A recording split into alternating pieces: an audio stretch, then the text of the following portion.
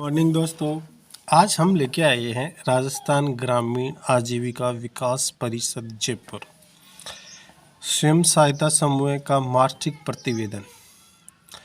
किसी भी समूह में ये जो आजीविका होती है उनमें स्वयं सहायता समूह बनता है। इस स्वयं सहायता समूह को में एक वार्षिक प्रतिवेदन है, वो हम लेके जाते हैं। इस वार्षिक प्रतिवेदन को किस प्रकार से बनाया जाता है, जब एक नया समूह होता है उसमें किस प्रकार से, तो नए समूह में जैसे समूह का नाम जैसे इसमें है, जैसे गणेश एसएच, ठीक है। किस महीने का हम वो बना रहे हैं वो इसके अंदर लिखा जाएगा। जैसे हम अक्टूबर का बना रहे हैं तो अक्टूबर 2021 लिख दो इसमें। फिर गांव का नाम है ना, कोई भी गांव है, किसी भी गांव का नाम ले सकते हैं। गांव का नाम जैसे है ना, जैसे रामगढ़ है, गांव का नाम क्या है, रामगढ़ हो गया। उत्थान संस्थान का नाम, मतलब उस गांव में ग्राम संगठन बन गया है तो उस ग्राम संगठन का आपको नाम लिखना है। जैसे राम महिला ग्राम संगठन, ग्राम संगठन इस नाम से हम उसको जो नाम होगा वो ही देना पड़ेगा।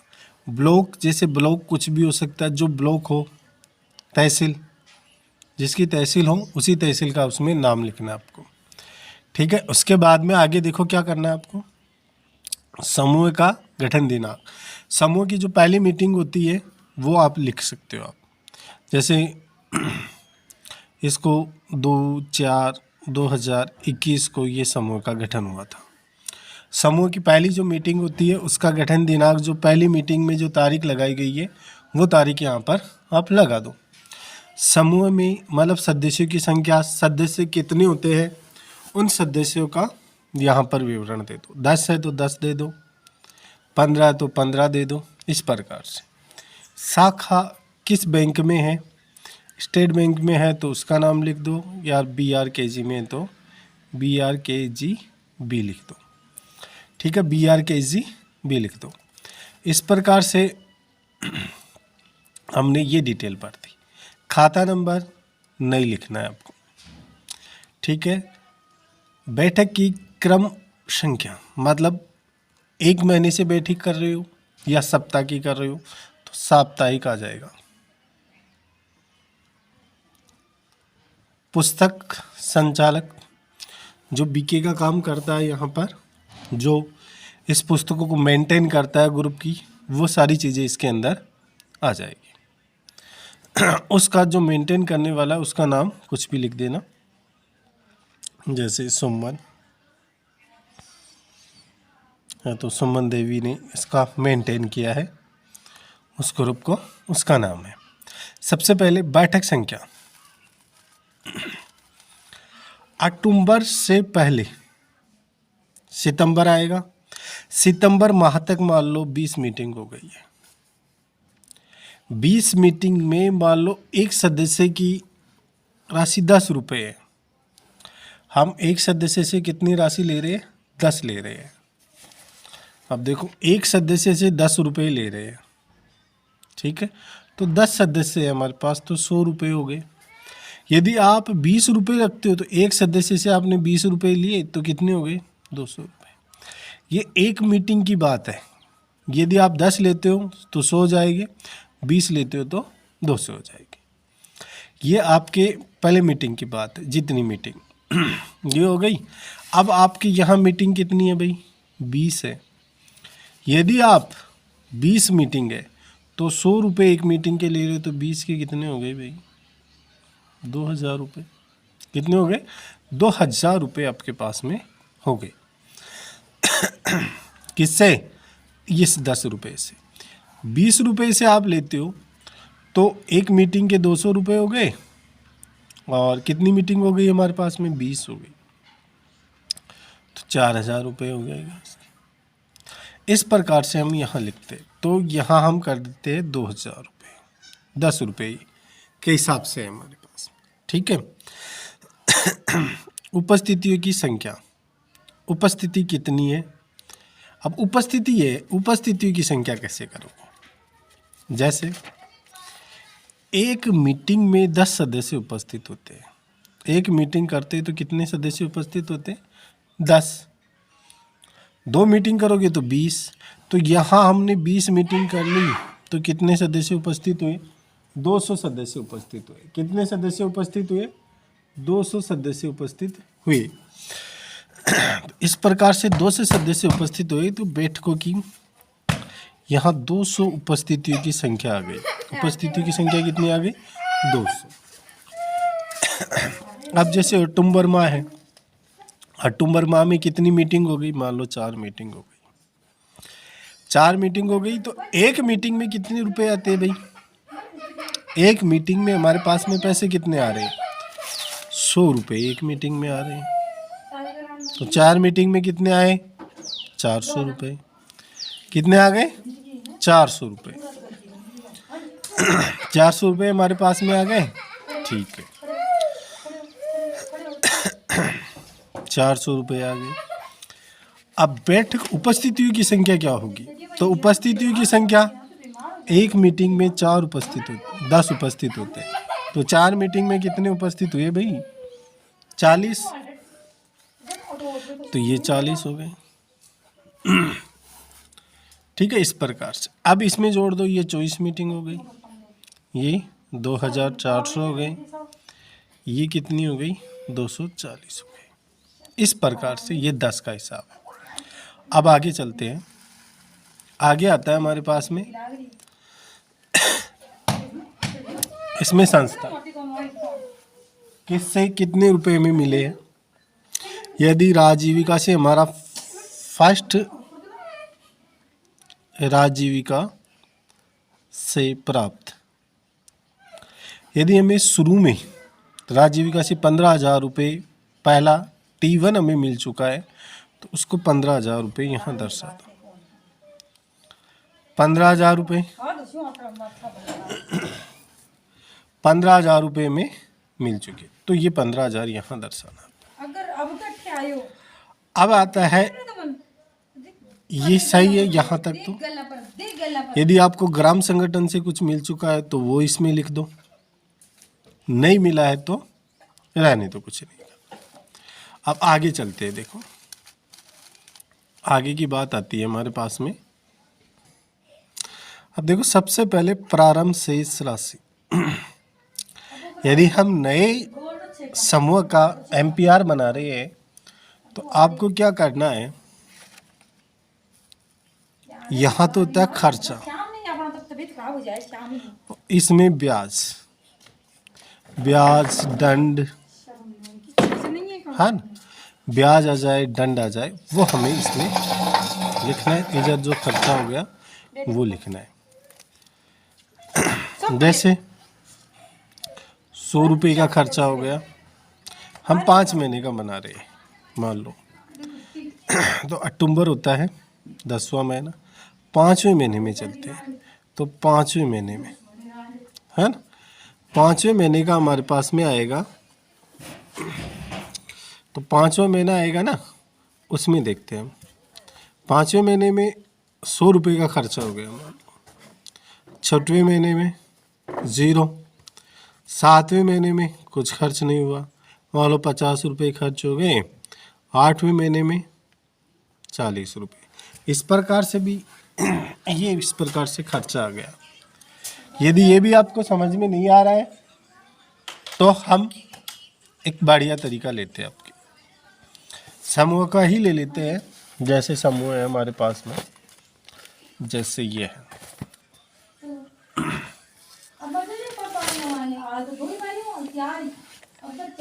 देखते हैं। देखो देखो ये समूह है हमारा, इसके अंदर कुछ खर्चा नहीं हुआ, बचत जमा हो गई, ये हो गई, कुछ खर्चा नहीं हुआ। चलो अगले पृष्ठ पर अब देखो इसमें कितना ब्याज आया भाई? 120 रुपये हमारे पास में ब्याज के आगे। ऊपर देखो ये दे रखा है हमें, इसके अंदर ये देखो ब्याज हमें दे रखा है, ठीक है। ये ब्याज 1000 रुपये है, इसका 1000 रुपये का 60 रुपये, इस प्रकार से ये ब्याज हमें दे रखा है। तो ये ब्याज हम लिखेंगे तो कितने हो गए, 100 और 120 रुपये में ब्याज के आ गए, 120 रुपये हमारे पास में ब्याज के आ गए। तो ये ब्याज क्या होती है, ये हमें आय में लिखना है। यहाँ ब्याज होता है ब्याज और दंड। मान लो ब्याज हमें 5वें महीने में 120 रुपये मिल गया, फिर उसमें 160 रुपये मिल गया, इसमें 200 रुपये आ गया और इसमें 100 रुपये आ गया। ये हो गया हमारा ब्याज, ब्याज आ गया। और ये हमारा खर्चा आ गया, 190 रुपये तो हमारे क्या हो गया, खर्चा हो गया। और अब ब्याज हमारे पास में आ गया 120, ठीक है। तो कितने हो गए, पहले 0, 6 2 8, 2 और 2 4 1 5, 580 रुपये ब्याज के आ गए, 580 रुपये तो ब्याज के आ गए और 190 रुपये खर्च हो गए। तो बचे कितने भाई, थॉमसन हो गया 9, 4 में से 1 गया तो 3, 390 रुपये क्या क्योंकि बचत हो गई हमारे पास, ये बच गया ना। अब देखते हैं एम्पियर में कैसे लिखेंगे। अब इस एम्पियर में हम प्रारंभ शेष जो शुरू में बनाएंगे एम्पियर, तो 390 रुपये हमारे पास में आएंगे, क्योंकि 390 रुपये क्या थे हमारे पास में, थे ना पहले से 390 रुपये। अब सदस्यों के ऋण पर ब्याज, इस महीने कितने रुपए हमारे पास में ब्याज के आए, मान लो 240 रुपये हमारे पास में ब्याज के आ गए, ठीक है। बैंक ऋण पर ब्याज हो तो दंड कोई दिया हो तो लिखना है। ये इसमें ये तो पहले की मतलब एक नया बना रहे, तो आज तक समूह चला 5 महीने हो गए, 6 महीने हो गए, तो उसका 6 महीने तक का ये जो हिसाब किताब है वो है, मतलब कितना खर्चा हुआ और कितना ब्याज आया, उससे ब्याज में से खर्चे को निकाल देना, फिर जो बचता है वो यहाँ लिखना है आपको, ठीक है। अब सदस्यों को ऋण पर ब्याज, जितना सदस्यों को ऋण पर ब्याज मतलब सदस्यों से हमने पूरे महीने में कितना ब्याज लिया, हर मीटिंग का ब्याज जोड़ना है, ऐसे नहीं एक मीटिंग का जोड़ दो। मतलब 4 मीटिंग हो रही है महीने में, तो उन चारों मीटिंगों का ब्याज इसमें जोड़ के आपको लिखना है टोटल। फिर इसको कर दो कितना होता है 0, 9 4 13, 5 1 6, 630 रुपये।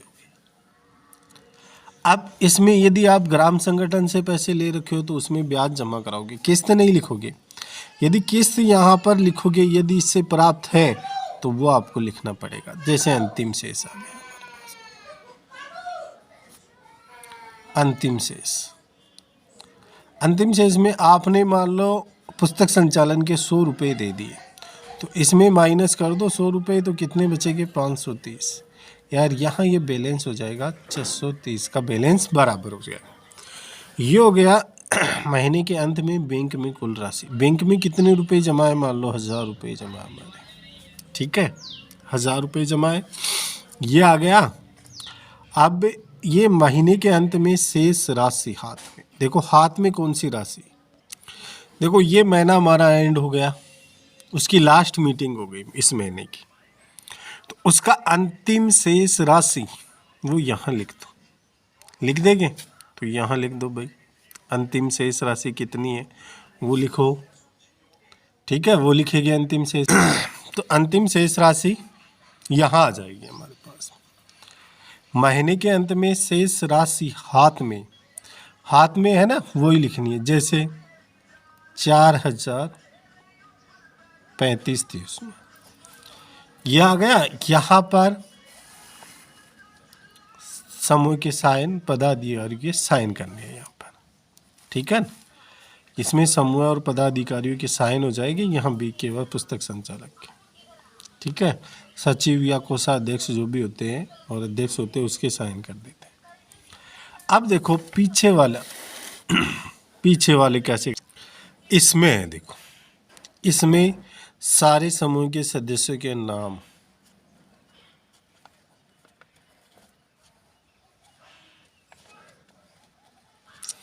ठीक है।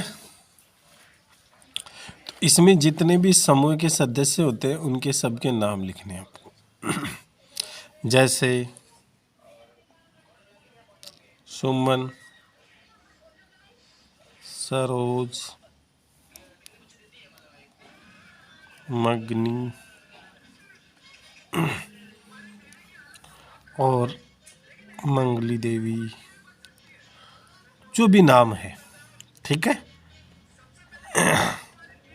राधा देवी, जो भी नाम है वो हम इसके अंदर डाल देते हैं। उसने इस महीने कितनी किस्त जमा कराई, मान लो 2,000 रुपये की जमा करवाई, उसने ब्याज दे दिया 40 रुपये का, पहले से इसके 2,000 रुपये बकाया थे, ठीक है। फिर 4,000 बकाया थे, तो 4,000 के इसने 2,000 दे दिए, तो इसके बकाये कितने रह गए भाई? 80 रुपये ब्याज के हो गए ना इसके, 2 रुपये से, मतलब 1,000 रुपये पे 20 रुपये होता है, तो 2,000 पर 40 रुपये है। उसी प्रकार से 20 को 4 से गुणा कर दो, 80 रुपये हो गए। सीधा जितने 1,000 का ब्याज लेना है उतने को उसने से ही गुणा कर दो, आ जाएगा। 2,000 है इसके पास, इसने जमा करवा दिए 1,000 रुपये, तो 1,000 रुपये का ये 40 रुपये देगी, इसके 1,000 रुपये बाकी रहेंगे, ठीक है। इस प्रकार से ये हमारे पास बन जाता है। मान लिया इतने लोगों ने हमें पैसे दे रखे हैं, तो इधर 5,000 रुपये तो क्या है, बकाया हो गए। अब देखो इसमें ये नीचे, तो इस प्रकार से शेष ऋण की राशि, ऋण की शेष राशि, यहाँ इतने बकाया इसके 1,000 रुपये बकाया, ठीक है। इस प्रकार से इसके भी बकाया हमने बता दिए और ये बकाया बता दिए। तो ये ही इसमें टोटल बकाया कितने हो गए, 5,000 रुपये हमारे पास बकाया हो गए। तो 5,000 रुपये ऋण के हैं। तो अब देखो अंतिम शेष कितना होगा हमारा, इसी के अकॉर्डिंग होता है।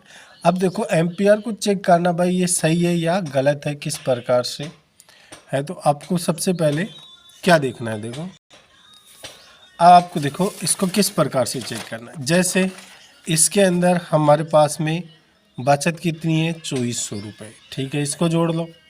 फिर हमारे पास में क्या है, मिले कितने हैं, 15,000 रुपये, ठीक है, इनको जोड़ लो। 0,0,4,7,1 17,400 रुपये हमारे पास में ग्रुप के अंदर इतने रुपए हैं। उसमें 1,000 रुपये हमने, ये 1,000 रुपये क्या करवा दिए, बैंक में जमा करवा दिए, ठीक है। 1,000 रुपये हमने बैंक में जमा करवा दिए। 0,0,4,6,1 16,400 रुपये हमारे पास में है। उसमें से हमने कितने दे दिए भाई, 5,000 रुपये हमने ऋण पर दे रखा है। इसमें से कितने दे रखे, 5,000 रुपये। 5,000 रुपये हमने ऋण पर दे दिए। इसमें से ऋण चल रहा है 5,000 रुपये का। 0,0,4 और 1,1 11,400 रुपये का ऋण चल रहा है। ये हमारे पास में हाथ में इतने रुपए होगी, तो इसका जो हाथ की राशि होगी इस एम्पियर के 11,400 रुपये। कैसे चेक करना है, एक बार दोबारा देख लो, चेक करना, ठीक है। 11,400 रुपये, सॉरी अभी आपको 11,400 रुपये, तो ये हो गई, एक मिनट ये हो गया 11,400 रुपये। अब इसमें जो अंतिम शेष कितना है, अंतिम शेष कितना है हमारा, 530 रुपये, 530 रुपये। तो ये 11,400 तो ये आ गए ना, उसमें हमारे पास में अंतिम शेष कितना है, 530 रुपये। ये भी इसमें जोड़ो, 0,3,9 11,930 रुपये, 11,930 रुपये ये हमारे पास में आएगा। क्या करना है आपको, पहले इसको जोड़ लो, 2,400 रुपये, 15,000 और ये 530, इन तीनों को जोड़ना है। कैसे, तो तीनों को जोड़ लेते हैं भाई। 2,400 रुपये, 15,000 रुपये और 500 कितने हैं इसके एम्पियर? 530 रुपये, 530 रुपये। 0 3 7 7 17,730 रुपये हमारे पास में हुई। इसमें से आपको माइनस क्या करना है? अब माइनस आपको जो हाथ में 1000 रुपये वो माइनस कर दो तो 16,730 रुपये हो गए। सॉरी 4 5 9 हो गए ना, यहाँ पे 930 रुपये। तो यहाँ 930 16,930 रुपये हमारे पास में आ गए। उसमें से 5,000 रुपये में ब्याज पर चल रहे हैं। 5,000 रुपये हमने लोन दे रखा है, ये सदस्यों के पास में है, तो 5,000 इसमें से माइनस कर दो। 0 3 9 1 1 तो 11,930 रुपये हमारे पास में क्या बचेंगे? इसमें 11,930 रुपये हमारे पास में बचेंगे। तो कैसे? इसको जो सदस्यों के जितनी राशि हुई है वो जोड़ दो, जो हमें मिला हुआ है ग्राम संगठन से तो वो भी जोड़ना पड़ेगा, और अंतिम शेष इसमें जो आता है इस टेबल में आय, समूह की आय और व्यय का विवरण होता है, वो इसी में देना पड़ता है। तो ये आ जाएगा, फिर ये घटा देना और ये भी घटा देना, फिर ये भी आप घटाओगे जो हाथ में है, तो उसके बाद में आपके पास में ये जो ऋण दे रखा है वो ही आएगा। तो हमारा एम्पियर सही है। तो ऐसे ही और एम्पियर हम बनाना आपको सिखाएंगे। सबसे पहले हमारे चैनल को सब्सक्राइब कीजिए और वीडियो आपको मिलते रहेंगे। थैंक यू, धन्यवाद।